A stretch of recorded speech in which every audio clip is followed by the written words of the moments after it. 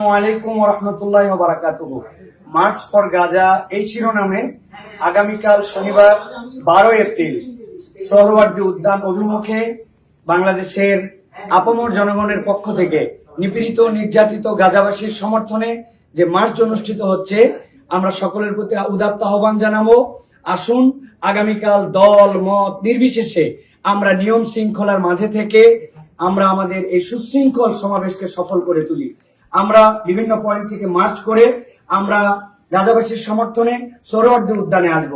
সেখানে বাইতুল মোকাররমের খতিব আল্লামা আব্দুল মালেক সাহেবের দোয়া মোনাজাত এবং তার ঘোষণাপত্র পাঠের মাধ্যম দিয়ে আমাদের এই কর্মসূচি ইনশাআল্লাহ সমাপ্ত হবে।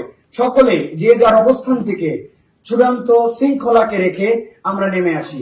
আবহাওয়ার বৈপরীত্য আমরা অনেকাংশে দেখতে পাচ্ছি, কিন্তু গাজাবাসীর সমর্থনে এই আবহাওয়া, এই প্রতিকূলতা, এই বৃষ্টি কোনো কিছু ইনশাল্লাহ আমাদের বাধা হয়ে উঠবে না।